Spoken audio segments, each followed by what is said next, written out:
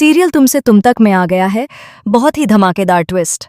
जी हाँ, आप आने वाले एपिसोड में देखने वाले हैं कि यहाँ पर मीरा रघुपति को फोन करके साफ साफ कह देती है कि आर पांटे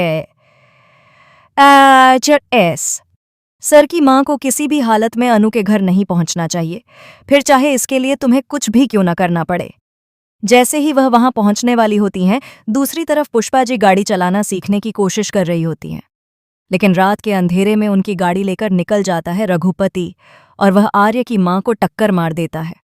इसके बाद इस पूरे हादसे का इल्जाम आने वाला है पुष्पा जी पर, लेकिन सवाल ये है कि आखिर अनु अपनी मां को कैसे बचाएगी।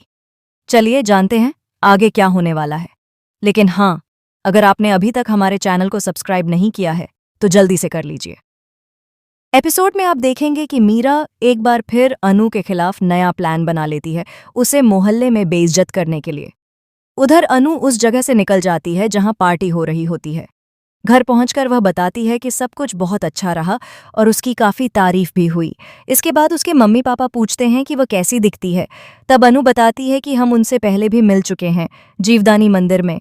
वही लेडी थीं जिनके पैर मैं छू रही थी और जिन्होंने गले लगाया था। तब उसके माता पिता बताते हैं कि हाँ, हमें भी वही लेडी मंदिर में मिली थीं जिन्होंने ये साड़ी दी थी। इसके बाद अनु उस साड़ी को देखकर बहुत ज्यादा खुश हो जाती है। जी हाँ, राजनंदिनी साड़ी। अनु ये सोच ही रही होती है कि दूसरी तरफ मीरा परेशान हो जाती है और सोचती है कि मैंने इतना सब कुछ किया, लेकिन फिर भी अनु और आर्य के बीच गलतफहमी पैदा नहीं कर पाई। लेकिन कोई नहीं, शुरुआत तो हो ही गई है। दूसरी ओर आर्य भी काफी परेशान रहता है। उसकी माँ उससे पूछती हैं कि क्या कोई दिक्कत है, लेकिन वह कुछ नहीं बताता।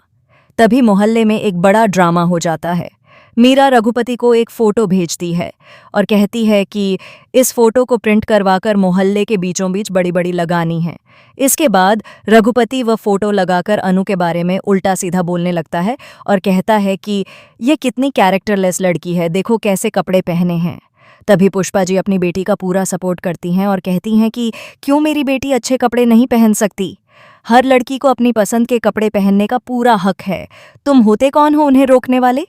इसके बाद मोहल्ले वाले रघुपति का मुंह बंद कर देते हैं और सब वहां से चले जाते हैं। इसके बाद अनु के मम्मी पापा उससे कहते हैं कि उसे ऐसी बातें छुपानी नहीं चाहिए, अगर वह हमें बता देती तो भी हमें कोई दिक्कत नहीं होती। तब अनु कहती है कि आज के बाद वह कुछ भी नहीं छुपाएगी।